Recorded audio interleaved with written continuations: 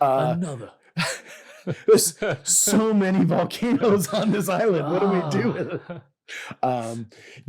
When you DJ Khaled plays D&D.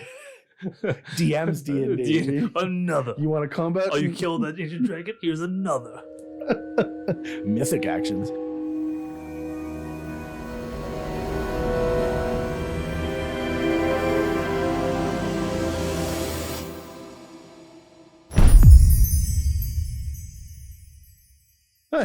Oh. Oh. No, I was hoping it'd just be a one-time thing. Oh. Well, I mean, if the postman rings twice, why not podcast twice? Is it?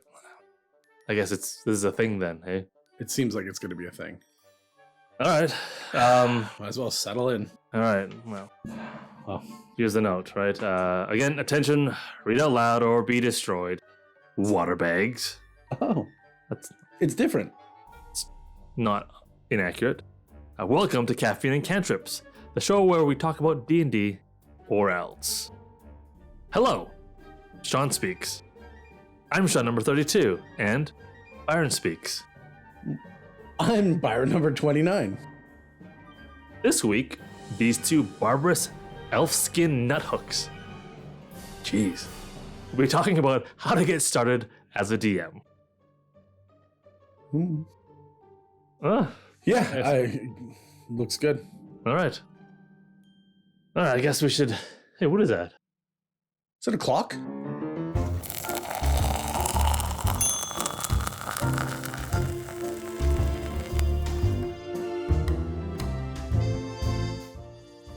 Well, the timer's going, and I don't want to get destroyed, so I guess we should get on with today's topic. Yes, I think so. So, moving on with how to begin being a DM, or how to be a beginner DM. Yes. Yeah. What are the things that you look forward to starting, like, your first kind of moves in that role? Well, it is understandably really frightening and intimidating to start off first time DMing. I remember the first time I DM'd, I went crazy with the prep. Like, I drew like really detailed maps with this room and that room. I didn't know if like I remember it was in an airport, those zombies and stuff like that.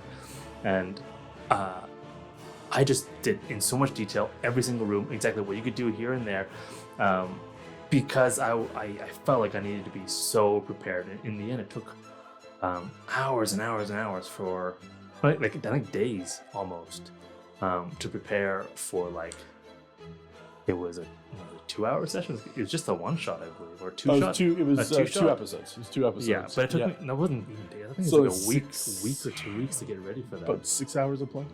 Yeah. And that amount of work, I think, can put a lot of people off, especially first-time DMers. You're like, oh, can I do this? Can I not do this?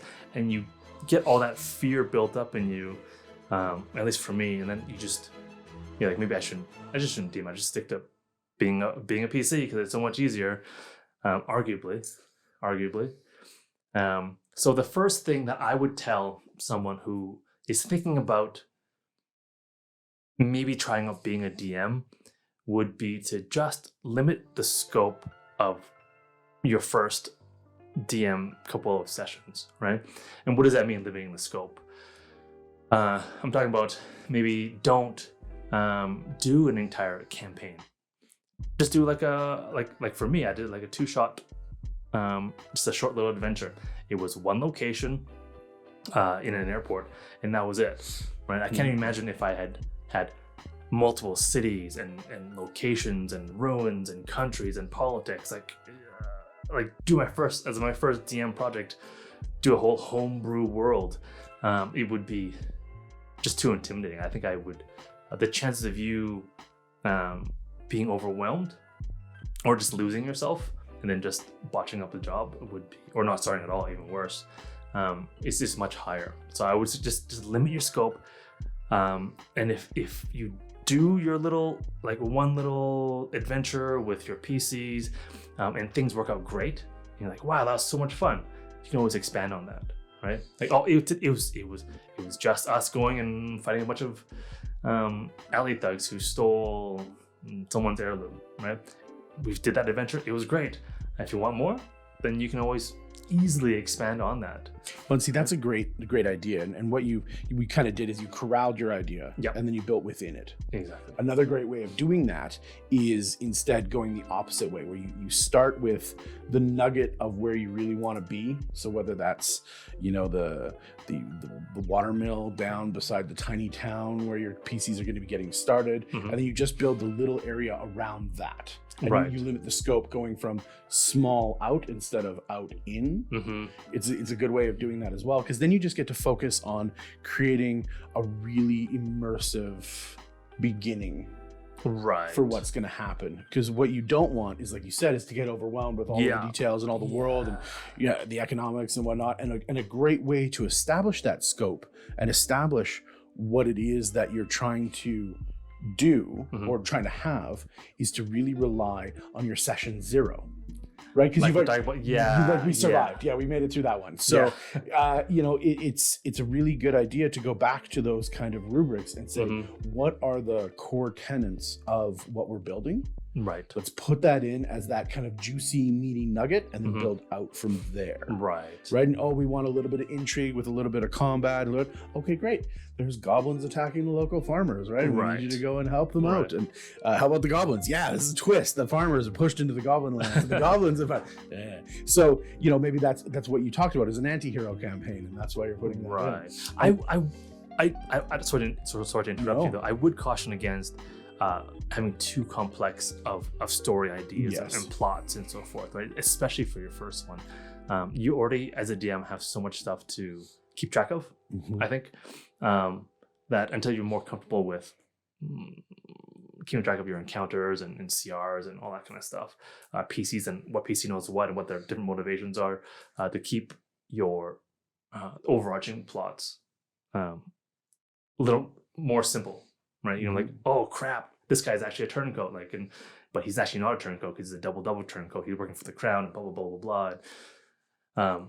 I think that is something that I would be careful of. It's as tempting as it is to be like, oh, I want to create this really deep and immersive and surprising adventure for my PCs, Mhm. right? What do you think, now that we're talking about this, keeping things simple, about just simply running a pre-written campaign or adventure? As in the modules? Yeah, Okay. yeah. As your first time DMing, right? As a first time DMing, some people don't they don't necessarily know what's appropriate, right? Or what's in play. And if you Right. don't have even a strong background, maybe it's your first time into a TTRPG in general, and you just decided that you want to sit on that side of the screen. Or what if it's just, but none of your friends or you have played Yes, D&D before, and someone needs to be the DM. Somebody needs to be the DM, so you just step up and into the role, Mhm. and you choose to do it. This is a Also, great good on question. you for doing that. Yeah, it's definitely a different game you're playing, even though it's the same. It's the same game, different role, right? So it's like being the banker in Monopoly, but this time you can actually take an extra 500 for yourself. It's so not for you; it's for the players. For everyone. It's I'm for just the going to buy players. everybody ice cream with it and hotels. So one of the things that Also, go to jail. Do not pass go. Yeah, all of you. One of the great things about having a module there, whether you're going to be using the module to then homebrew off of it for something that you want to do with it, because it's not the that's a story good that you idea. and your friends have, Right. have or you do want to run through it, but just call it what it is. Hey guys, we're going to run through this just so that I can get used to being on this side, so that I can get used to narrating what's happening in the world. Right. And narrating and kind of viewing forth and looking at all the different stuff that's out there. And this book is my scope limiter. Yeah, right? Exactly. We're not going to go sandboxing across the Sword Coast and all of this stuff. Also, shut up, guys. Shut up. I'm reading a gray box. Yeah. I need you guys to shut up right now. The sacred monologue, that the one thing I would say that PCs disrespect the most is the monologue, the big bad evil guy's monologue. Say another word, I swear I will kill all of you. Yeah. Rocks fall, you all die. This definitely is one of the things that is a good training tool, actually. Mm-hmm. Gray boxes, I don't even know. I haven't looked at a module in a long time. To be truthful. But when I was looking at them and when we were dealing with them, it was really a good idea to allow the DM to get out the narration that they needed to get out. Mm-hmm. These are the things that you guys have the ability to see, the ability to touch, the ability to interact with. Right. And if you're playing at a table where you let the DM kind of set the scene and you don't let the players kind of create as they go on, you enter into a mass feasting hall with the long table stretched out in the middle of the room, and one of the PCs says, well, I want to swing on the chandelier rope. Well, I didn't really say there's a chandelier rope, and in this case, let's not go too crazy, right? Like, no, it's just torches on the wall. Okay, great, right? There's no chandeliers to swing on at this point. But if that's something you want to do, I'll think about it and maybe I'll add a chandelier in later. Right. So obviously this player does want to do stuff like that. They want to do stuff. They want to go crazy and have fun, and they want to do those iconic things that they've seen in movies and they've heard other people do. And that's great. That's what we're here to do. We're here to explore really the possibilities that are limitless. Yeah. But also in respect to when you're the DM, stick by your guns. You're okay to say what is allowable and what is not allowable, right? And it is very easy for 4, 5, 6, however many players you have to all scatter, and you are just herding cats. So now you don't know what you're necessarily doing, and you're not comfortable behind the screen, and your friend group is going crazy. Yeah. It's just too much.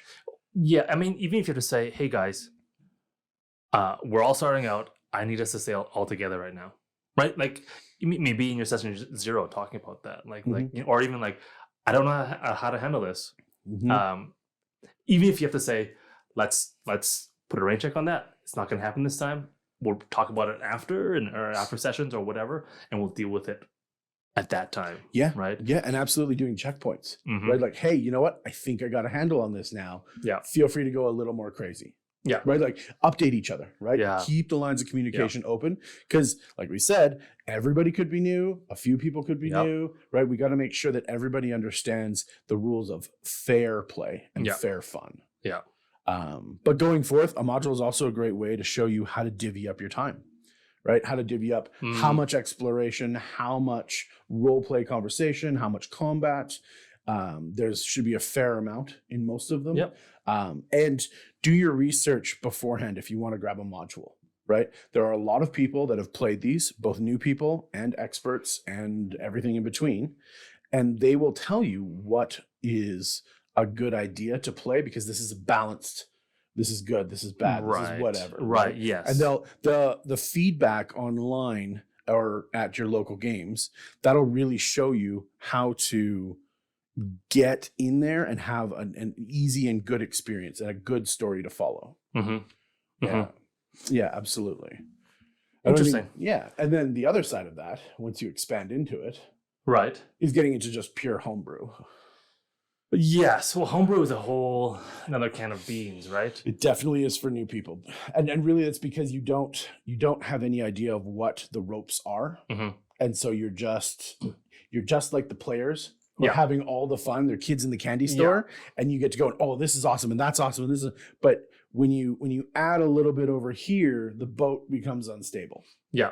Right. Like I said, I think just keep things as simple as possible, and then after you're done with that, if you feel like you can then are ready for a little more complexity, a little more elements to keep track of and balance, then go ahead from there. But it's always better to start more simple and easier than you think you can handle, because you can probably handle less than you think at first. And that's going to come a lot of play into the rules that you're using, right? As kids on the playground, we told fantastic stories.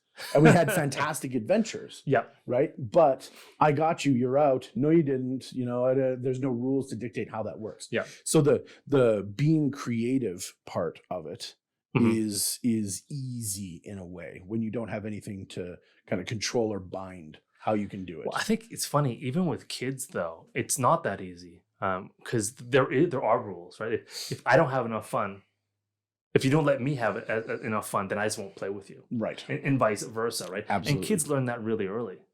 And it's similar to how the players to player to DM to player dynamic is, right? And you have to navigate that, even in D&D, I think.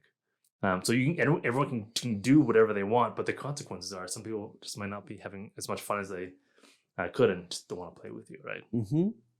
So that kind of covers, how you want to get started, where you want to start, whether you want to set kind of your fence posts on the outside and then fill in inside, or you want to start with that kind of clear nugget of the story that you want to build. Yeah. And if that's a module, great.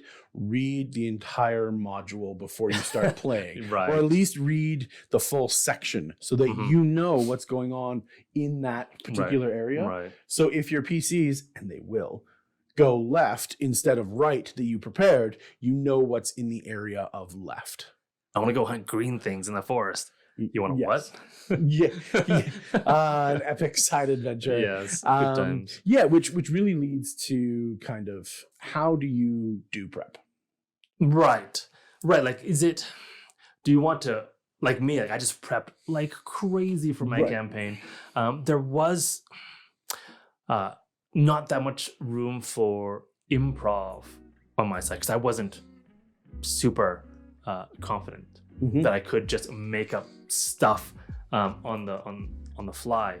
Even though it did happen, it always happens because people always go left, and you're like, of course they're gonna go right or straight or down or up. You're gonna what? Okay. Yeah, well, go there. Open. They do go right with the breadcrumbs, but they do it at like breakneck speeds as opposed to like cautiously, right? There's always an X factor in what's going on and what you've prepared in your mind. Even what you've prepared is the worst case scenario. Yeah. Nature finds a way, and your PCs will find a way. But you are, between the two of us, Byron, you are by far the more experienced DM. Between that balance between preparation and like just spontaneity, just making things up and improving it as you go, is there a proper balance, do you think, between those two? I really do, and I've changed how I do prep over the years. But in my early time, in kind of my module plus, we'll call it, time, there was a lot of reading, seeing what's going on there, having my own fanciful plots added onto it on the extra side, and really kind of going through that. And so it was the revision and the kind of research into doing that. Right. Now I find that I do a lot of framework preparation now. What does that mean? So what I want to know is when my PCs are going to the next town, right? I'll spend an hour or two generating up the town, making a map for it, deciding how many people live there, how many services are there. I'll sometimes, if it's something specific to story, I'll go in and I will take the time to craft what that inn or tavern is that's going to be a hook or a plot point for the PCs. Other times, I really don't care. Like, online generators are your friend when you just want to like snap and then have a full-fledged, fully thought out location that only needs to be a location. If something's going to happen based on what the PCs are choosing, right? I would rather not dictate in my own mind, this is the way. This is the path. This is the way. This is the path to getting them through this section of the story. What really I need to do is have a good comprehension of what is around the area that they're going to. And this then allows them to turn left, right, straight, go over the fence, go under it, whatever, because I know what's basically on the other side. Right. And in no way is that kind of railroading them, making that whatever choice they do, they're going to get the same result. What it is doing is telling me that they can have their fun their way. And in no way does it really, rock my boat or change what's going on on my side of the screen and in my prep and my work. And I find that when you do that, when you learn a lot of what it is and the skeleton, and then you fill it out and you narrate it and you populate it, kind of like a video game, right? Like you can only see so far Right. when you're standing on top of the mountain. In a video game, they don't even render the stuff that's behind you. No. In my mind, I do as a DM. I've got like a spotlight on people that, you know, they're in the middle and I'm working around them so that they can go in any of these directions. They can experience it. As my new crew is famous for, they will all choose a different direction. And then I have to have 6 spotlights going on. And that's where it gets more advanced. So that's why, you know, it's great to keep people together. But I think most of the time, I think your prep is better spent figuring out the bare bones of what's there. And then, you know, if they need to meet an NPC that has some information, right, they can meet that person in 3 places. One's named Tom, one's named Dick, one named Harry, right, but they all know the same thing. Right. And so the PCs can come across these things as they go. And then you get to relax a little bit as a DM, not going, oh, they didn't go see Tom. I need to like figure out how to redirect them. What if they didn't see Tom or Dick or Harry? Well, then maybe they can find it on a note written down somewhere, right? Or they had a dream. And they go, oh God, dream sequences. I love them so much. But yeah, it becomes really a malleable experience that way, because the more rigid you are, the more likely you are to break mid-session. And then you have to pick yourself up and kind of roll with what's going on in your head as well as what they're trying to do and make it a seamless, fun interaction. So yeah, I like to have kind of a strong set of knowledge of what is there as far as physical locations and have the descriptions and kind of stuff that's going on there in my head. And then populating it as they move through it becomes this give and take kind of experience. Is that too difficult, do you think, for like a first-time DM? Like, obviously, it seems a lot simpler to be like, here is the railroad, here is the path that I'm going to let the adventurers go through. Yeah. And then just don't really let them deviate and be like, guys, can you just you're absolutely throw me a bone here and just not go into the forest looking for random monsters to fight? Yeah, you're absolutely right. I think if I was approaching it knowing now, right, and applying that backwards as a first step for you guys doing this, don't make 3 taverns in the town. Make 1 tavern. Right? Limit the scope. Yeah, right? Exactly. Reduce the amount of choices in a way that you don't actually reduce the amount of choice. You're just reducing the amount of variation within the smaller choices. Right. So that they are getting naturally funneled into places where you have more control, more confidence. Illusion of choice. The illusion of choice. Yes. That's all we need, isn't it? Yes. It's the Matrix. Yes, absolutely. Right? Yeah. Mr. Anderson. Mr. Anderson. But I mean, that really kind of brings on the idea of, you know, if you're doing all of this, are you the star of the show? As a DM? Yeah. You know what? I've thought about this. Like, sometimes online forums, there is this perspective where the DM's like, yes, I am the man. Without me, you were like, there is nothing. Right? Yes. Right. And it's true. But at the same time, without the players, there's also nothing. Right. Well, no, then you're writing a book. Well exactly. And you're just an author. And that's cool too. That's not D&D, right? Unless it's a D&D book, but it's not D&D. Like, you're not playing D&D. So, well, I would say no, the DM is not the star. But before people get their tails in too big of a kink, neither are the players, right? The real stars, I mean, are there stars? Indeed, absolutely. And that's the PCs. But the characters are the stars, right? I think the entire story, the entire world should revolve around the characters, the player characters, right? Is there, like, without the player characters, I don't think there's a reason for any of the campaign or any of the adventurers. Like, they are the main characters, they are the protagonists. Like, if you take out Romeo and Juliet from Romeo and Juliet, it's Tybalt, guy and girl. Yeah, it's Tybalt. It's Tybalt and Mercutio. Or is this 2 guys? Like, did you? I would like to see that. Did you bite your finger at me? Yeah. And they just do that for like 4 acts. Yes. Right. And it's no fun, right? They're just 2 families and nothing ever changes. Unless you're a thumb biter, in which case you might love it. Right. As long as you're not biting your thumb at me.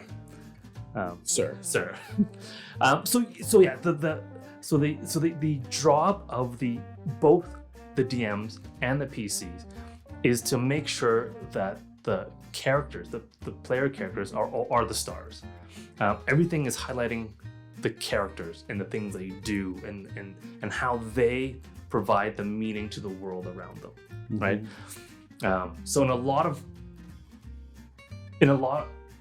of ways, the DM is while he or she or they are the controller of the universe and the world and the boss of everything, they're also in a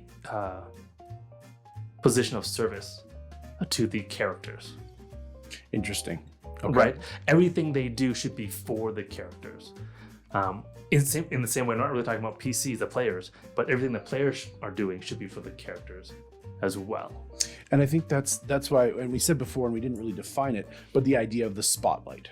Yes. Right? Like in a play, right? You're in a scene, and certain characters get the spotlight in that scene. Yeah.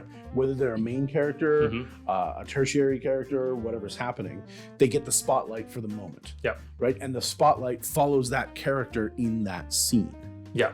Right. And what happens when they go off stage? Well, the spotlight's not on them. Now we're on to a different spotlight. And so what we find is that in D&D, the spotlight is always tracking the players. The players can only see or experience what's within their area. I wouldn't even say it's tracking the characters. Sorry, I like to separate the characters and the players. No, that's fair. That's fair. Is it weird that I do that? I don't know. No, I don't think that. Okay, we're still here. Okay, good. It's important to understand that, yes, the characters can only see and experience what the characters can see and experience. Yes. Yeah. Right? And because of that, you're really confined as the DM to narrate what's around them. You're the boss. I see it as the narrator, actually, rather than the boss, because you know, I don't technically own anything. Well, my stuff's all homebrew, so I do own it. But I mean, it is a way of looking at it that like you are, like you said, in a position of service because you shouldn't say to the players, you turn right. Right? The players need to choose to turn right, or else you're affecting what we call player agency. And you're taking away all of the choices, all of the illusion of choices. Right? All of that. Yeah. You're taking that away and you're saying, no, these are my toys right now. I'll give them back in a moment. Yeah. You say everything to the front and to the left is pitch dark. You can hear crowds of monsters. You don't know what's there. You might die. The right is totally lit though and looks safe. Which way do you go? Right? I'm still in bed. So no. You never be like, oh, I'm just gonna go back home. No, they dragged it. No, the cave is closed, right? Like, and this is actually one of the things that I had the most trouble with. This is one of my biggest hurdles. As a DM and learning to be a DM, is metagaming. Didn't see this one. I didn't. So if I as the DM, and it's something that I've had to craft into how I speak it, into my vocabulary and whatnot, I can say that the cave is damp. What I don't want to say is you are damp. You are damp. Being in the cave. Right. And I want to give the players the choice of buying in and experiencing the environment that I'm crafting, and saying something is scary. But I can't say that you are scared, right? Because what is your character? Well, my character is a courageous knight. Right. I'm not the cowardly lion. I am a courageous knight. Why would I be scared? Because technically, in order to be courageous, you have to be scared. You can only be courageous. He's always scared. That's our secret. Like the Hulk. I'm always scared. That's why I'm brave. That's why I'm brave. That's horrible. I mean, good for you if you want to play that character. But the idea, at least on the face of it, on the surface of the pond, right, is don't tell them what they are. Right. Don't take that away from them. Allow the players to narrate their characters in the world and in the environment that you're describing, as opposed to telling them what they are. Right? There is a pile of gold on the ground. If you took it, it would be worth 10 gold points or 10 gold pieces. Right? As opposed to you pick up that thing of 10. Oh, well, I touch it? I don't normally touch anything. Right. Like I poke it with my 10-foot pole first, and then I sneak up. And I'm like, oh, we're second ed players, so that we know everything is a trap. Or everything I'm gonna is throw crazy. some pebbles out. Yeah, I throw cow drops. No, it's something that I think is difficult to understand what you're doing at the beginning, and then when you get an idea and when you see what's happening, let the players control the characters. Right. And you control and narrate everything else around them. And so that distinction of not taking anything away from them and not harming what the essence of those characters are, I think is an important thing. And it was tough. It was tough to learn because it's scary. You're scared. Well, that's not fair. I'm not scared. I'm not scared. Unless it's a spell. I have the fear status, but I'm not scared. Yeah, right. I'm frightened. I'm not scared. Right. Like, it's not a good thing when we break down. We say, okay, we want your characters to be full lifelike representations of a fantasy world. Well, in this fantasy world, that paladin has been training for years in a religious order. Right. He's fought creatures now, big and small, if it's not like your first time out or whatnot. But he's had experience. He's had, depending on the backstory, he's fought on battlefields and he's served under kings and queens and the clergy. And then all of a sudden he goes into a little goblin mine and he's scared because they have like painted masks on the wall. Right. It doesn't necessarily make sense. So describe to them what it is, what feelings it evokes, but don't give those to the players. Don't automatically assume that they allow them to react. Right. Yeah. And that's, I think, where you get the good communication between DMs and PCs, is allowing them. Speaking of good communication between PCs, I think another point in the same vein is I think a DM should sort of react to what their players find important. Like, I remember, like, as a DM, you could explain again, like, so much detail about this is what the tavern looks like. It's got these pillars on the pillars. It's got the tabards of every single house in the country. This one's a unicorn. This one's a dragon. This one's a lion. The lion's holding a scepter. This person looks exactly like this. Their tabard looks like this. Their pants look like this. And then the next session, the players are like, if you ask them, what does the tavern look like? Like, I don't know, it's got some tables, and there's a bar to order food, and they just And if they sounds like someone speaking from experience, right? And if they don't remember, they don't really care about that part, right? Or if you find that they're asking a lot of really specific questions about certain things, you should pay attention to what your players are paying attention to and what they're not paying attention to, and then react appropriately to what they are. Because in a lot of ways, as like a good butler, a DM should always be sort of a good butler. Also pays attention to what his employer needs, right? Like, what do they usually want? Oh, he usually wants Earl Grey tea at 10:15, and he takes it with lemon, no cream, no sugar, right?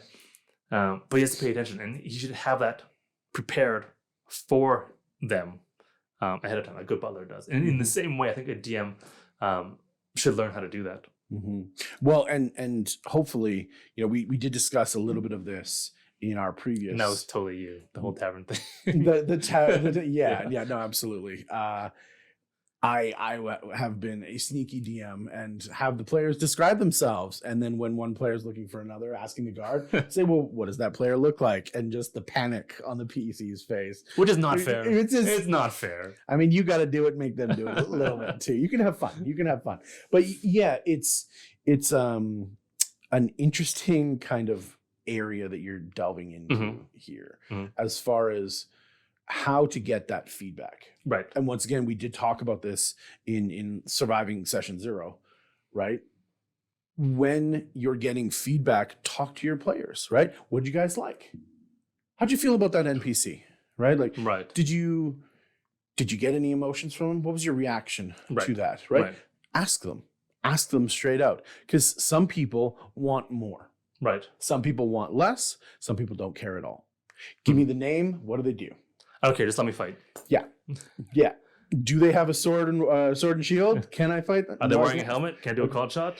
Oh, called shots. Second. Yeah. It's the idea of finding the right balance. Right. And going towards what you think are your strengths and weaknesses and what people see as them, and then finding that kind of in between. Maybe you're an architect and you love talking about the buildings and the construction and the shapes and the flows of the cities or the town and the construction style and the methods that they use to do it, right? And the rest of your PCs are just like, is it our turn? Are you still gray boxing? Is it called a freeze? I don't care. It's a picture. I don't care about the picture on top of the doorway. Right. Are there guys to fight outside or inside? Yes. Yeah. It's a big bad there? No, but it's super interesting to me. Cool. Have that picture in your head. Yeah. And of that picture with 10,000 words, narrow it down to 15 and go. Right, because then if the players happen to want to look at the freeze, what is that picture above the doorway? You have the answer. Well, or make your campaign a little bit like that.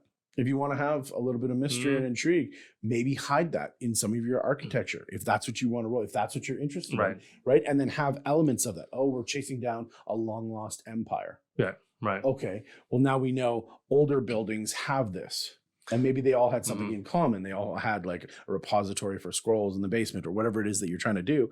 And so PCs now need to go and look for this specific type of architecture as they move through the world. Right. And that's how you maybe can control some of your story points, your plot points, and your hooks. Right. So you can roll what you love into being part of the game more so and make it more important and prioritize it. But if your PCs don't love it, if they don't care, then let them not care, right? Understand that it's cool for you, have the picture for you. You can imagine and dream about it all you want. Because they're just going to be like, whatever, and get bored, to be honest, right? They could. I mean, let's just get on with it. I just need to find the person I need to talk to. Yes. Yeah, absolutely. Yeah. Absolutely. Interesting. Now, you once told me, you once told me that I say a lot of things. That player characters have stats and DMs have stats too. And I confess that I don't remember what you said about that. So it's interesting. Of course, our player characters have stats that we're used to, the big six, right? Strength, con, whiz, ka. But what we have to do as DMs is we don't have a stat page. We don't have a stat block. Wait. We are sorry, I'm going to stop you here. Is it ka or is it cha? Cha. I off the cuff, I said ka. Correct me if I'm wrong. You let us know. Or if int is not int. If int is not int, then I might be in real trouble with the rest of it. What else would int be if it's not int? Enit. Yeah, maybe. No, like ka or cha. I mean, some people might call it chasm. Some people might call it chasm. Right. Some people call it GIF too. Yeah, I was gonna say that's exactly where we're going. But let us know. Let us know in the comments. Yeah, let us know how you do this. And actually, even if you want right now, pause the video. We'll survive the pause. Go in the comments and write what you think, like what aspects or qualities you think a DM should have. And then when I go over this, we can kind of compare the lists here of what I think. Rich? Yeah. Rich, good looking, funny. Yeah, in terms of D&D, not in terms of dating. Though if you want to date your DM, hey, consent is always important. But yeah, no, so pause, take a look, think about it, write it out, let us know what you think are kind of your top three. For me, I think it breaks down into 5 primary areas. So PCs get 6. Okay. DMs, I think we're up at 5. The first one of which is your world building. So if you're a person who likes to create, like we just talked about our architect, right? They like buildings and whatnot. But when we talk about world building, how are you at creating the world around you? Even if you're doing a module This isn't just a homebrew thing. Even if you're doing a module, how well can you take that written page and then translate it into a living, breathing world that you're going to be interacting with your other PCs? So world building, I think, is a strong thing that allows people to really take a thought, a concept, or a written word, and then turn that into an interactable. Okay. Yeah? Okay. Clears that one up? Yeah. Okay. After world building, following one of our big 3 pillars is role play. How well can you handle a conversation of you as the NPC with the PCs and with them, right? How well can you handle being the big bad and portraying their selfishness, the evil that they portray, or perhaps their good intentions turn wrong, right? How can you portray those things not from a narrator's position, but from a character voice? Okay. Right? Okay. After that, of course, we are playing a game, and like we talked about kids versus adults, we have mechanics. How well do you know the rules, right? Yeah. How formidable are you in the formidable? Yes, in the court of doctrine. I don't know, D&D-esque. When we're looking at, do you know the PHP? Do you know the DMG? Do you know every single stat block for every single monster for every? You don't have to know that. Don't do that. Guarantee you don't know. No, you don't know everything. No, and if you do, you know what? If you do, thumbs up. Good job. Good job. I don't know how that's really going to serve you well, but maybe that's my DM style. I don't need to know every single monster off heart. I'm more than happy to have my reference pages behind the DM screen so that I can just look down and know how many hit points they have and know their stats and whatnot. But the mechanics of how long can a PC hold their breath underwater? Do we need to stop, pause the game mid-game just to talk about this? Or do I have enough understanding of how the game works that I can just make a ruling? Or do I know everything so cold that, no, this is how it works at my table? Right. So just the mechanics and how the game works is another point of a quality that it's important to have. And then kind of cutting back to the story itself, how well you can narrate and create a story or hold true to the plot of what you're doing. Okay. Right. And the ability to write a cohesive plot that, we all love to poke holes in movies of, oh, this doesn't make sense. And where did that go? And how did they get that special MacGuffin? Right. How well and how believable these stories can come together, I think is one. And lastly, but not least, is immersion. When you take all of these things, how seamless can you make it so that you guys and gals and everything in between are just having fun, right? How can you take all of these things, put them together and make it just one beautiful sound, like a violinist, right? Do you want to hear the strokes of the bow or do you just want to listen to the music, right? If your ear's good enough, you're going to hear both, but hopefully you're getting the song and not the note. Right. And I think that boils together to create kind of a pattern of how strong you are in those. And maybe this is something that you need to do before you start playing or while you're playing and kind of check in with yourself as just kind of a self-discovery moment, is rate yourself 1 to 10 on these things. Interesting. And just go, okay, this is where I need to work on because I feel weak in world building. Right? I love modules because I don't have to worry about what's happening. Somebody already told me what's going on. I love role playing as the bartender. So I've got a question. Yeah. For these stats then, do you rate yourself high because you love a certain thing? Or you rate yourself high because you're good at a certain thing? I was going to talk about that actually.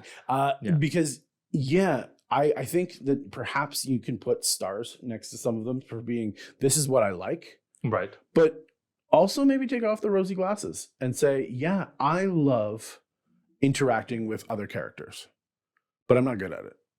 Right? All my voices sound the same. Hey, everybody turns Scottish. I got Scottish elves, I got Scottish drow, I got Scottish orcs, and these humans are Scottish too. We're all just Scotsmen. That's great. We just have haggis, drink a bonny brew, and and that's okay, right? If you love the interaction and the communication between people, that's great. But you can also realistically say, hey, I want to work on voices. I want to work on making these people interesting so that my PCs want to find out more about them. Or conversely, I want to figure out how to make a cool NPC not be interactable with, right? In a way that the PCs don't pick up on it yet. Maybe this is an important character that you want reoccurring, but you don't necessarily want the PCs getting involved with them. You want the pattern of their involvement to be the thing that grabs the PC's attention. Maybe that's what you want to do. Right. So adding subterfuge into your kind of bag of tricks in that respect. So I do think that you need to know what you love. Right. But also try and be objective as to your strength at that. Right. Yeah. Okay. Well, so are you suggesting that this is just a tool for self-reflection and seeing what you need to work on to become a better DM? Absolutely. Absolutely. And that's why I said these are kind of umbrella terms, because there's far more things built into each of these sections. But I think these are umbrella terms where we can go in and we can look at how am I when I'm doing this, when I'm prepping off of a module, when I'm prepping for my homebrew, when I take these things and I'm putting it out there, how am I struggling? Where do I need to grow from? Or do I feel very confident and strong? And so I can take some of that preparation and turn it into improv at the table because I know I got this. Right. I've got the confidence and I've got the experience as you go along and as you discover it to get to that point. I feel like there is some sort of there's a priority to some of these stats. Like, how would you rank them? Like, well, exactly. I feel like there are rankings for certain things. I'm not certain where, like, how, correct me if I'm like, and feel free to let us know in the comments, like Sean, maybe if I'm like just out to lunch, but for me personally, you get destroyed. I get destroyed all the time. This is the nature of this show. Oh, how many times have I gotten destroyed already? Right. I would put near number one. I think I'll put roleplay. Roleplay, because now before you go on, is this because you love roleplay, or is this because you believe that roleplay is objectively the most important? I believe roleplay is objectively the most important. Cool. Because I believe everything else kind of supports that, because I think that's what is most fun about D&D. I mean, you could argue that the mechanics are what's fun, like fighting and doing whatever, like casting spells or rolling saves and skill checks. But I think it's only fun because you have the role play to give it meaning. Or else you just play like war games. Let's play Warhammer instead. Like you could RP Warhammer. That'd be take forever. You don't? I mean, that's why every game, 500 points on the table, 6 hours flat. Like my Gaunt says, Gaunt 2 says. But that's why this less. You didn't even give them names. Gaunt 1, Gaunt 2. No, that is their name. How many Gaunts do you think there are in my family? Lots. That's fair. Lots. But no, roleplay gives meaning to, I think, all the other aspects in that list, right? Like, why is the world there? It's so that you have somewhere to role play in, right? Why do you have a narrative or a story? It's to give drive for that role play and a direction for it, right? I think the mechanics are there to support role play. Like, why fight? You need a reason to fight, right? In the role play. Okay, so role play is the highest. Role play is the highest. What would you bring in kind of quickly behind that? Narrative. Okay. Story. And then I would put which is interesting because the story is going to inform what the role play is going to be. Yeah. Okay. Yeah. It's so that the role play is better. Yes. Right. And then world building, and then immersion. I'll put mechanics last. Huh. I would also put mechanics last. But why do you put mechanics last?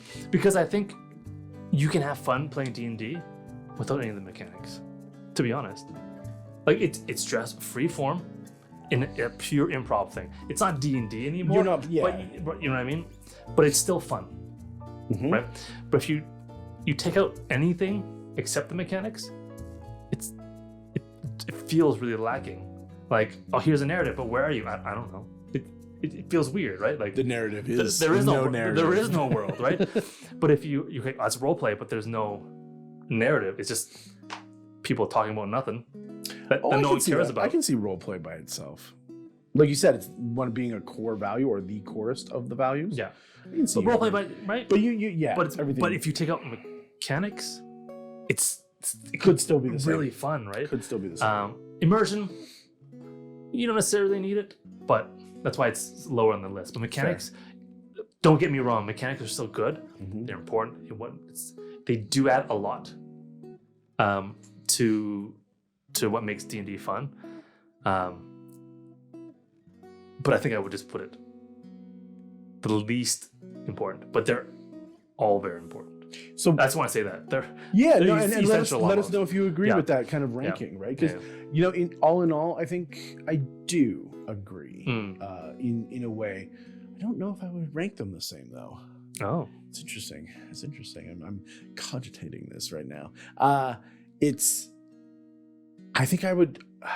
I agree with you that mechanics is last in importance, and the reason I agree with you there, I'm surprised. We almost never agree.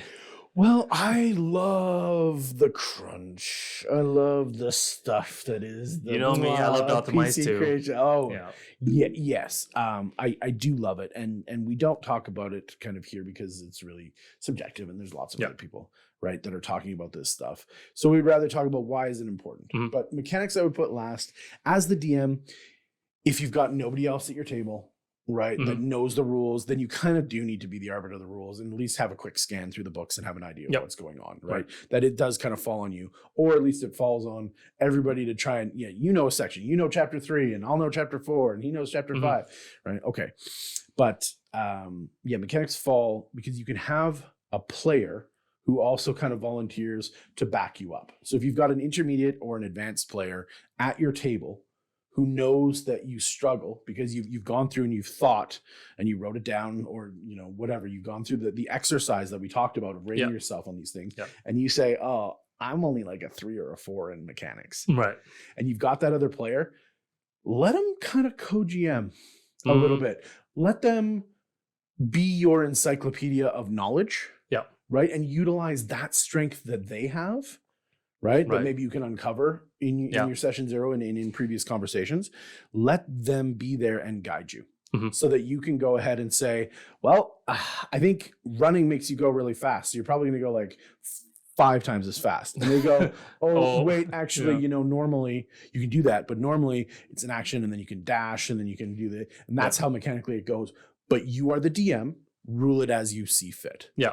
And I like that you can have somebody there who can also be on the PC's side, right? It's still a cooperative game, but they're on the PC side, right? And just be like, oh, hey, remember you have a bonus action, right? Right. Remember you have this, or don't forget, is there anything else you want to do? Because you can move, right? Oh, yeah, okay. How far can I move? Oh, it's 30 feet, right? So having that talent on the other side of the screen doesn't mean that you have to have it. Right. What are you going to say?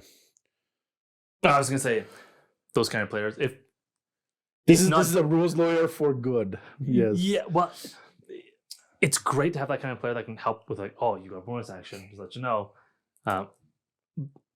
I don't know. That's where it stops, though, right? Yeah, do this with your bonus action. Do this. It has to stop there. Like, don't shoot your bow, drop it, and then swing it. Exactly. No. Just like, hey, we don't want that. No.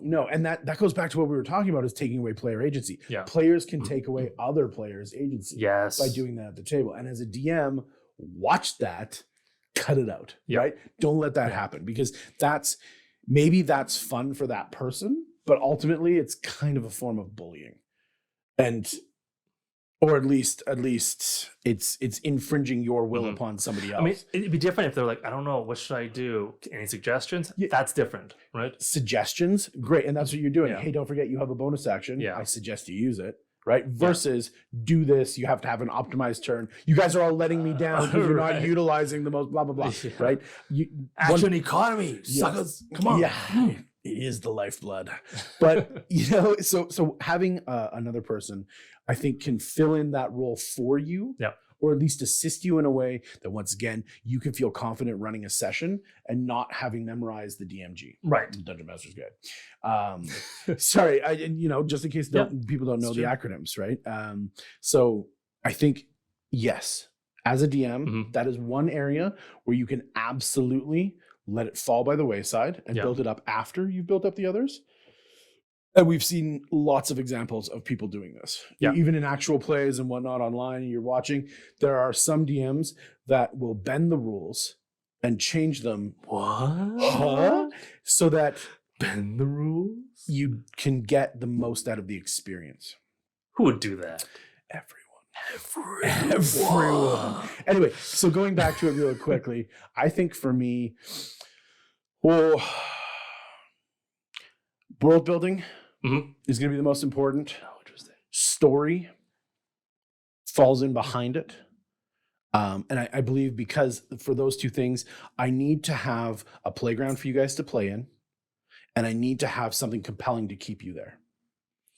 That's what's fun for me as a DM to build, is to build toys for the PCs to use and play with and watch how they interact with them. Right? I think a car rides on its wheels. You think a car does like wheelies all the time. Great. Awesome. I never thought that you could drive a car on two wheels, but you can. Right. You can. So those two fall first for me. Then I think the immersion falls in, because I want it to be believable. I want it to be something that you can see and you can taste and touch and interact with. Because if you can't, then there's a barrier to you enjoying it like I enjoy it. Right. Right. Then comes the role play. And this is just because I'm looking at it from a DM's perspective, is that's the part where I get to enjoy. I get to see what you guys have done with what I have built. If I have built nothing, you can enjoy nothing. Right. Right. Right. Even in modules, if I prepared nothing, you can enjoy nothing. So you have to have a world and a story in order to have the RP. Right. So I've just kind of mixed and matched. Worship me. If I prepare nothing, you can enjoy nothing. Absolutely. But and you see how I'm building it up in that way, right? Like a hierarchy of needs, right? And role play is at the top. So I think it's the most important, but it's also the juicy bits that you can only get if you have everything else underneath. Okay. It. And so providing those things allows you to have that. So it's interesting how we've come about. It's kind of similar. It's similar in a way. Yeah. Right. But ultimately different. Well, to our viewers and listeners, go ahead and let us know that Byron is wrong. Also, like and subscribe while you're at it. like my pain, like it. We all do. We all do. It's true. We will see how many of you do like Byron's pain. We'll see. I'm interested in knowing. So, do a brother a solid. Okay. But I find it interesting that both of us, though, put mechanics and rules at the bottom. Yeah. Right. But it's ironically, I think that's the part that stops most people from wanting to DM. It's definitely the threshold of fear. Right. And I think that's probably if I had one bit of advice for someone starting to DM who's reluctant to because they've never DM'd before, is to just do it. Yeah. Because you won't know the rules, and you'll almost, unless you're got some eidetic memory or something like that, you're not going to know all the rules, and you will at some point bump into problems because you don't know the rules. And you have to go figure it out, or maybe there aren't rules for that, or maybe the answer is controversial, right? So you're never going to escape that. So I think you need to just accept it, that as a DM you're going to make mistakes, and that's part of being a DM, right? One thing I've also noticed, and I don't know if it's a common thing now, or if it's been a common thing throughout the ages, and I don't think it has been. Throughout the ages. The ages, yes, back in ancient Greece. Looking for co-GMs. Yeah. So go and find on however you look for games, whether at your local game stores or whether you're looking on Reddit, online, in various forums, Discord. People are entertaining larger tables these days because there's a huge upswell in the amount of people playing the game. Yeah. And because of awesome. this, there's not enough DMs to go around, but there's always players willing to sit at your table if you're running a game. So this is a good thing. If you're not ready to host a game yourself, reach out and say, hey, it looks like you've got 10 players. I'm new and I'd like to learn what it's like to be on that side. Right. Can I assist you in some way? Right. If it's a pay to play table, and maybe go, look, I don't want any of the money. I just want the experience. Yeah. Right. Can I come in and assist you and intern your time and see how somebody else does it? Take what they're doing and Bruce Lee it, be like water.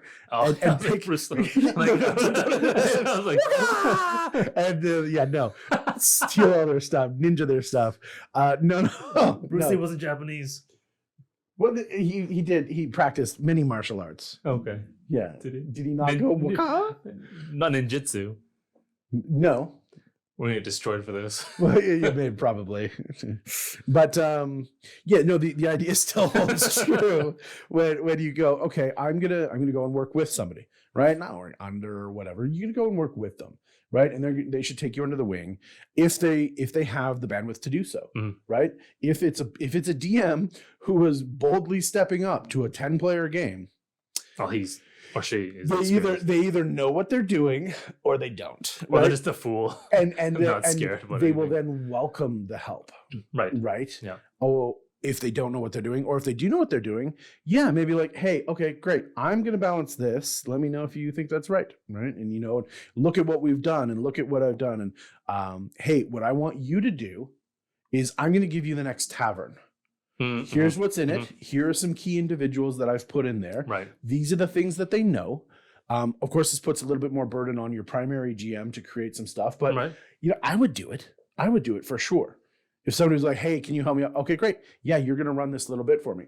I'm going to be here the whole time. Right. I'm going to jump in. Right? If something's going off the rails, or if it's questions that you don't know, right, or don't feel confident answering, okay, right? And you know what? In all honesty, if you want to create some canon, if you want to create some lore and create things that are actually true, why not? I'm going to roll with it because I'm an experienced DM. Right. I can roll with it. I can also just make what you said a rumor. Right, like I can also downplay it and fix it afterwards. Oh, that's crazy Ed. Don't believe anything that guy says. that guy, yeah, crazy Ed. Yeah, no, he's been into the pickled eggs again. Right, so you can get in there and have fun making mistakes.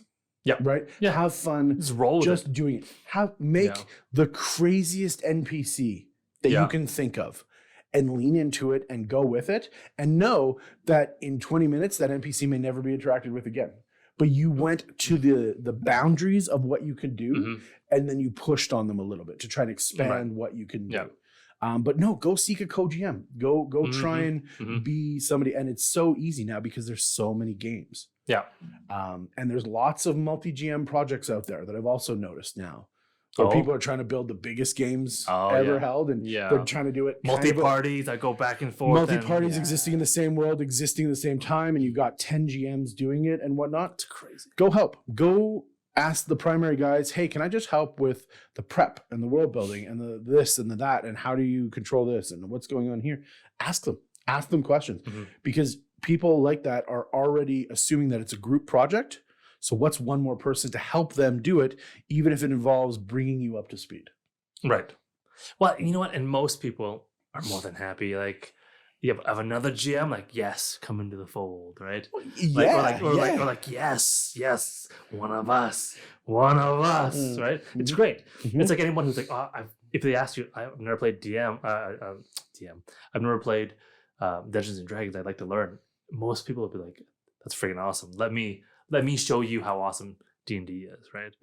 So I think most people would be for the most part, the community of D&D is huge, friendly, and very passionate about this game that is a pastime that is fun.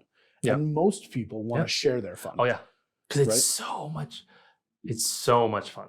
It is so much fun. It's ridiculously fun compared to. Is it just us? Maybe compared to anything else that you can do. I mean, if I'm not any, we've had this conversation. Not anything. Not anything, but it's up there. But it's up there. It's up there. It's up there. Yeah. Right. All right. So one last thing though, on the docket, I want to talk about. So you've jumped over the ledge and you started DMing your adventure.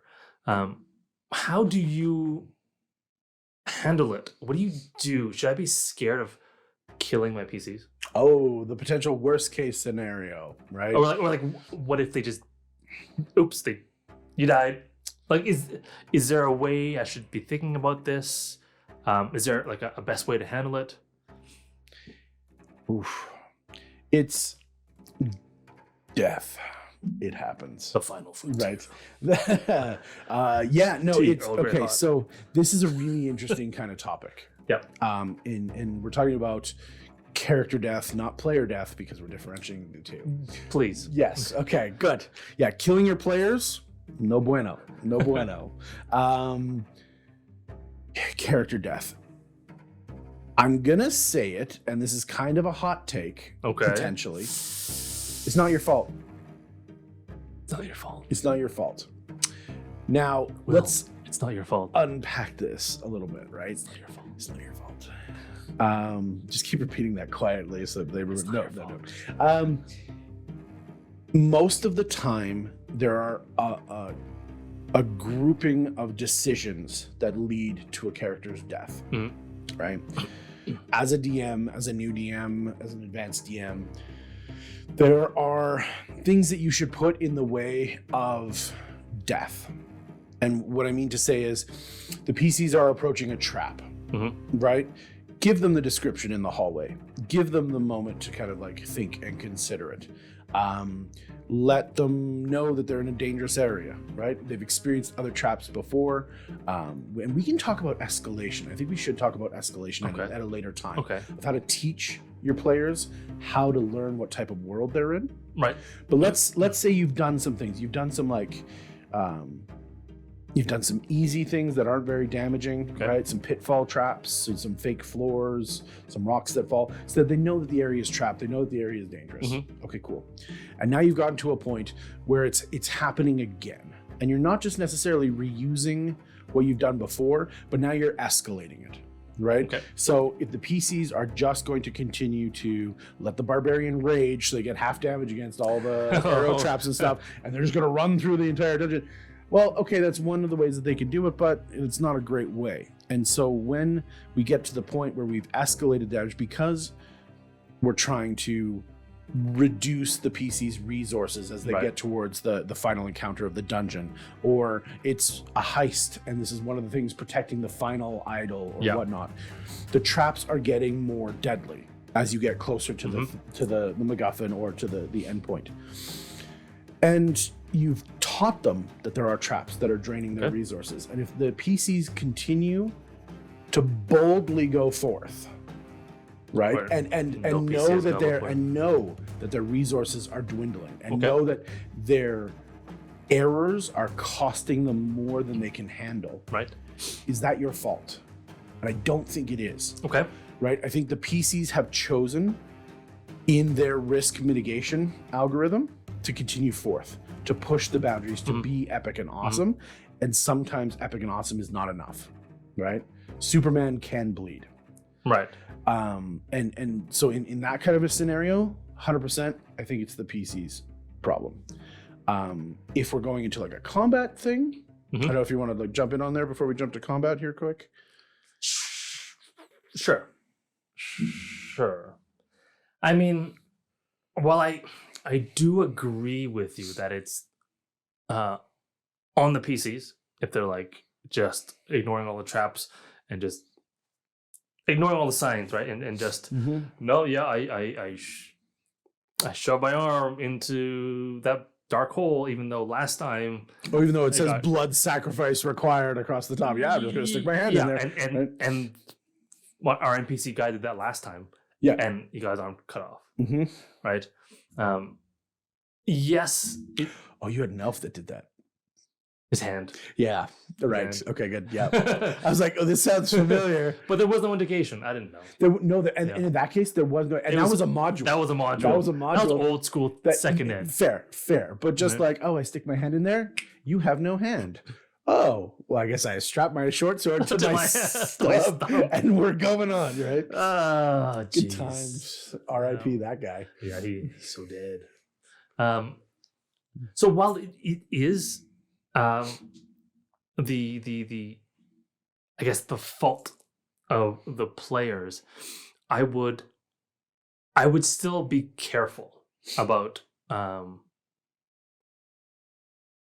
allowing, because I am of the opinion that any preventable player, any death of a PC should have meaning to it. Ooh. Right? There should be a meaning to it. It's like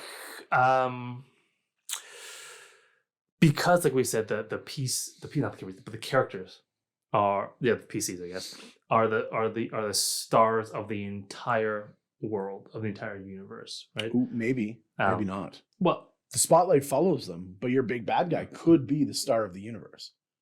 Well, it's because let me it's keep going, right? Yeah, keep going. So if your ultimate goal at that table is fun, okay, right, I would argue that any empty death takes away from that fun, unless somehow that death can create more fun later. I would say be very careful about how you let your PCs just die. Did that make sense? It does. You're like, you just that's it. Sometimes people die and it is meaningless, right? Sometimes when you go down that hallway and you say, "Hey guys, remember, you've hit a couple traps." Yes. And you're starting to run low on resources. Are you sure you want to continue? Yes. Please confirm that you said yes, you want to continue. Just like we deal with when did you read the terms and services? Click the box and then click OK. Double check with them. Is this what you really want to do? Because I think ultimately the player's death being meaningless could be meaningless in that respect. But it's people die in these stories, right? And if you have given them sufficient opportunity to say no and to turn around and to head back or to abort or to whatnot, it comes back to what I was saying. They're looking at their risk mitigation strategy and they decide to push forth beyond their boundaries, whether it's a low level thing, whether it's a high level thing, right? And the penalties are associated thusly. When we're looking at it, if you've done the diligence to say, hey, you're getting kind of close to the edge, and they say, yeah, we're going to keep going. Is it a shame that death could be meaningless? Yeah. Is it a question maybe that, this is what we talked about before? Like maybe a great question to just add to the players in your session 0 is, how do you envision your character dying? Right. And if they just say death happens. Right. Then perhaps that player won't be dissatisfied or they won't drown down their fun. Right now, death is a little different than downing as well, right? They fall into the pit. Yes. Oh, you grind to 0 hit points. Now you're doing death saves. Well, the rest of the party can come get you and extract you and yada, yada, yada. Whereas like, let's jump into a combat scenario. Okay. In combat, gets real tricky. And as a new DM, this is going to be, I think for me, even being a long-term DM before 5th, jumping into 5th edition, my worrying point, was getting into balancing combat. Right. And making sure that it's a fair fight. And so if you just say, you guys go through the door and there's 5 Tarasques in this room. Just 5? They're sleeping, right? They sleep for forever. No, they're awake. And okay, great. this is me saying 100 ancient red dragons drop from the sky and fight you guys, right? Whatever you want. This is why the whole like, can you beat the DM? No, you can't. You can never beat the DM because he can just say 100 red dragons drop from the. Well, why are they there? Roleplay doesn't matter. Immersion doesn't matter. World building doesn't matter. 100 red dragons, you're fighting them. You lose.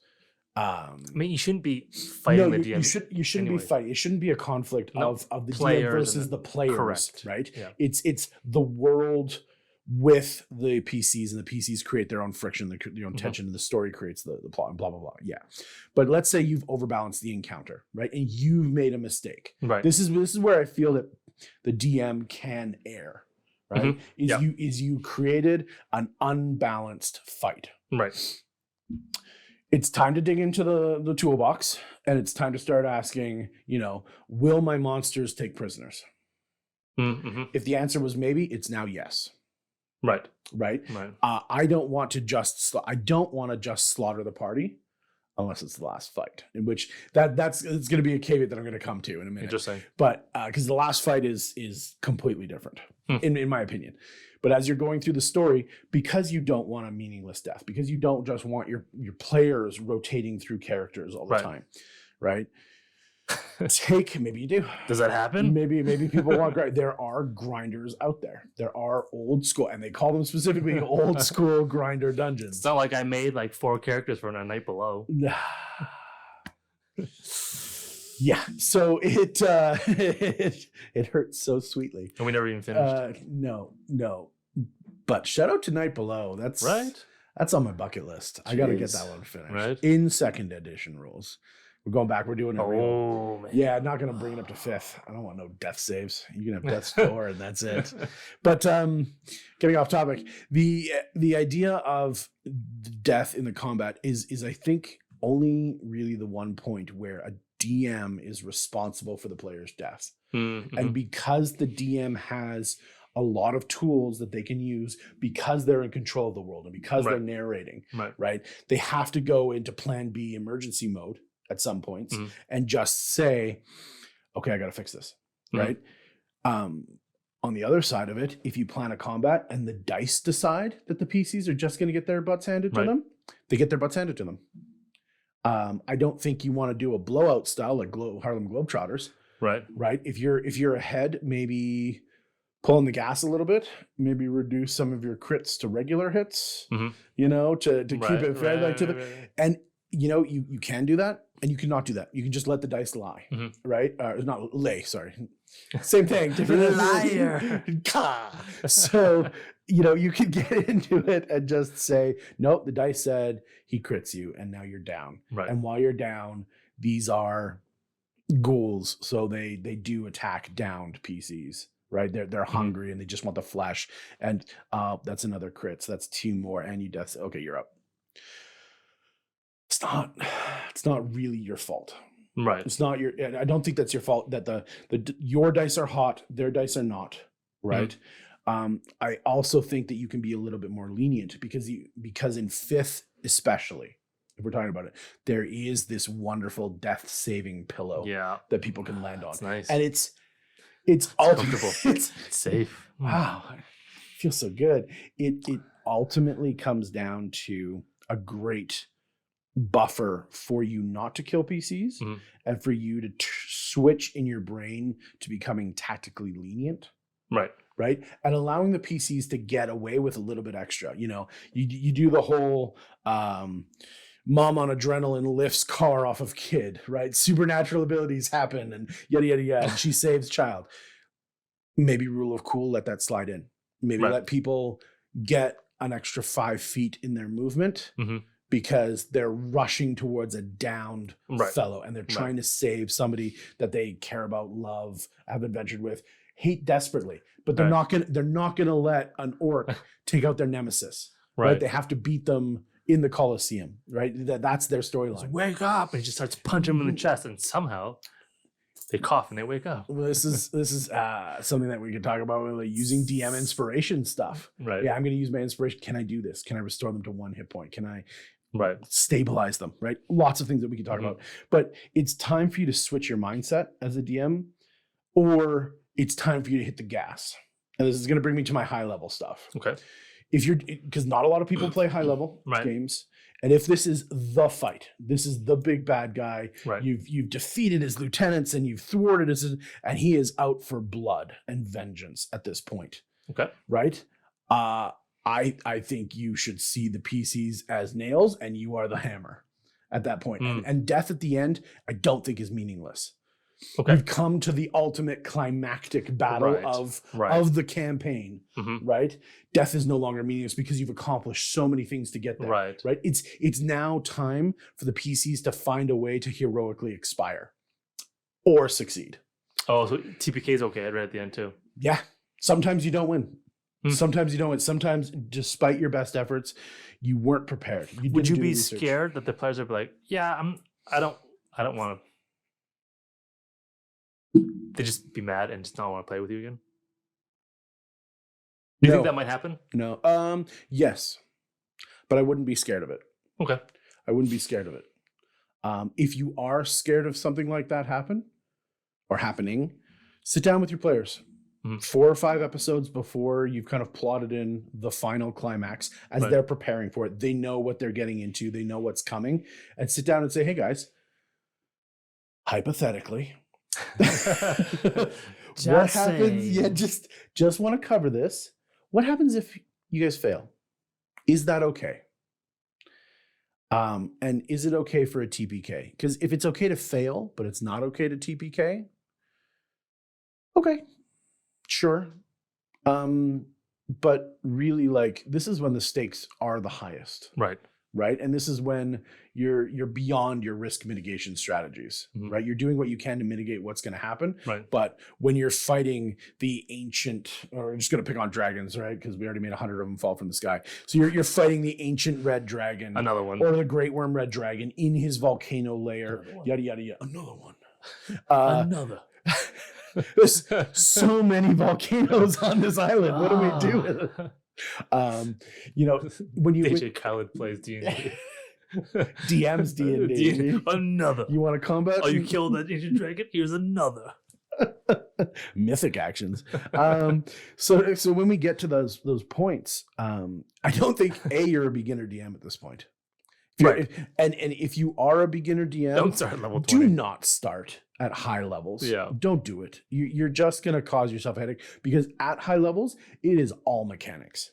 It is all mechanics that your PCs are throwing at you. And this procs that, and I'm going to do this and that, and then my fighter is going to attack 11 times. I don't know how to balance anything, right? It says it's a CR 26, which means it should be able to fight my 520 PCs, but it didn't even get a turn, right? They beat it in initiative because they're all plus 30 doing it, whatever it is, right? Don't do it. Start low.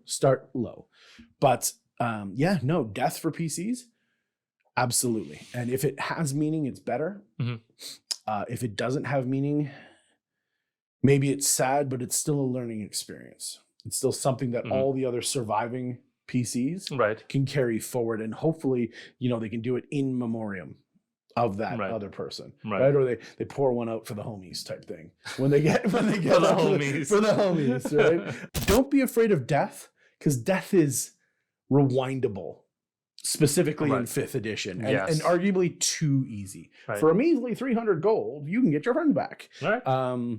There should almost be traveling salesmen if they could get diamonds everywhere, but regardless, diamonds are easy. It's a level 5 creation bard. Yeah, well, that's a mechanics conversation for later. But yeah, so when you, maybe diamonds are everywhere. Great. So death, that inflicts something on your world, right? All the girls need best friends, right? What? Oh, yes. Yeah. Yeah.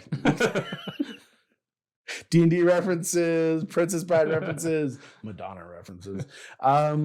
So when you're doing it, death happens. Yeah. But death can be undone. Right? So take a pause. Right? Let the players experience the death. Right? Let the characters experience the death. Right? See what the players do. See what's happening. Allow them their time of mourning. Or allow them to redouble their efforts. Allow this to encourage them, and now they're going to get retribution for their fallen ally and friend. And see how they're going to react with it. because in that moment it sucks. Yeah. But the next moment is better. Mhm. And the next moment is better. And at some point in one of those next moments, you can undo that thing that sucked. Or maybe it was awesome. Right? In which case, you can bring them back and then they can celebrate how awesome it was. Death was awesome. I don't know why you brought me back. Yeah. I was literally in paradise, guys. I was Buffy style. Buffy references. So, see, I got those. But not diamonds. Yeah. So that's I think that's what I would say about that. Okay. Is that it happens. It happens, and you should let it happen if you can. I think. But if you can make it as a new GM, I think you just kind of let the rocks lay. Yeah. As they do. Oh, as a new, don't worry about it. Don't fight it. Don't try and create too much complication. Do have a moment after the session to talk about what happened. Maybe as a new DM, just get used to the feeling of players dying on you. If you want to be one of those, yeah. Because it's going to happen. Well, understand that it can happen. Yeah. Right. Understand that every combat encounter, it can happen. Yeah. And part of what you're doing as a DM is finding new and interesting ways to kill them. So, and they are trying to figure out ways to mitigate or not die. And that's part of the fun that keeps things interesting and whatnot. But what's your character concept? Not dying. Not dying. Oh, wow. Okay. Cool. Well, he's dead. So, it's going to be a great learning tool in how to go through it. But do take a moment when it happens. Don't sit on it, I would say, in the moment, but do take a breath. Sit back, drop the dice, let the emotion of that moment hang for a second, because it is a serious moment. Right. Whether it's a blip in the road or it's the end of a story, let it hang for a second, right? And then at the end of the session, bring back some of if you're not ending on a cliffhanger, if they do escape the heist or whatnot, or they do get out of the dungeon crawl that they're in, right? At the campfire, make your PCs, or don't make them, but suggest PCs. Are they going to talk about it? Are they not going to talk? If they do talk about it, hey, maybe your PCs share one favorite memory of that character, and let the characters have that moment.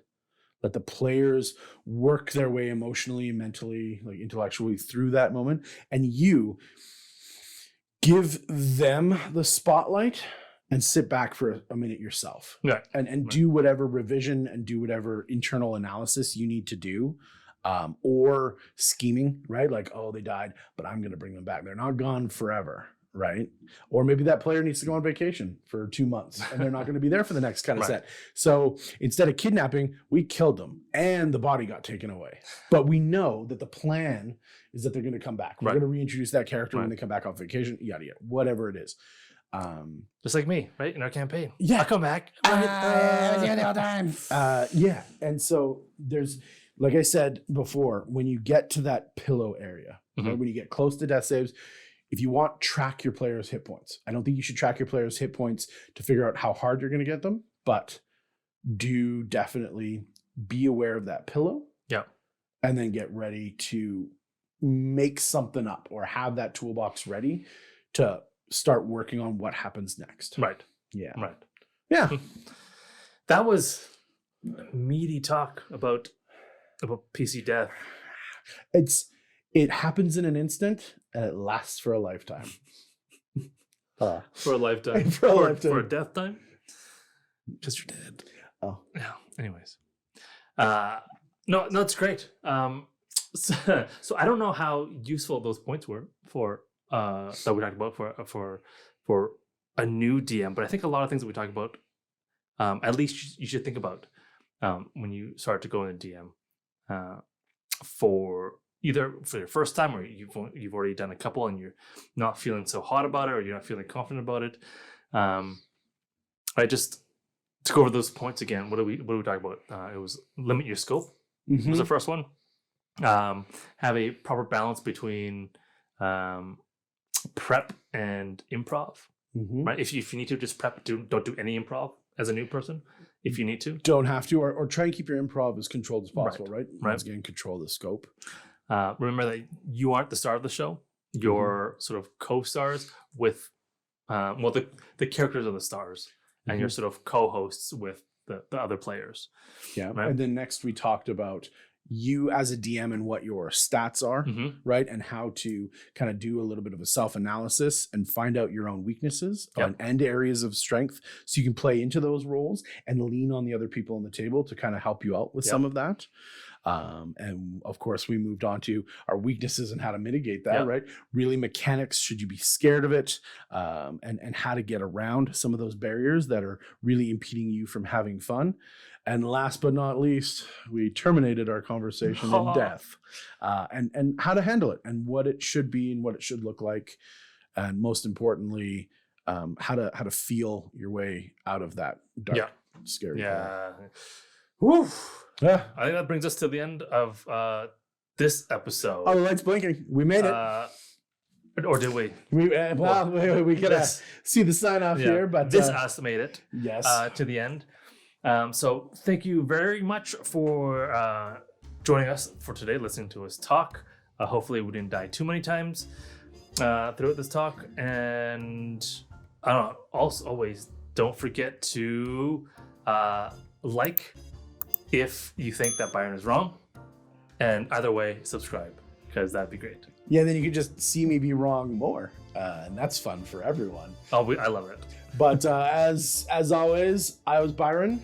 I was Sean. And we are Caffeine and Cantrips. Yep. So we'll see you next time. Thanks for joining us.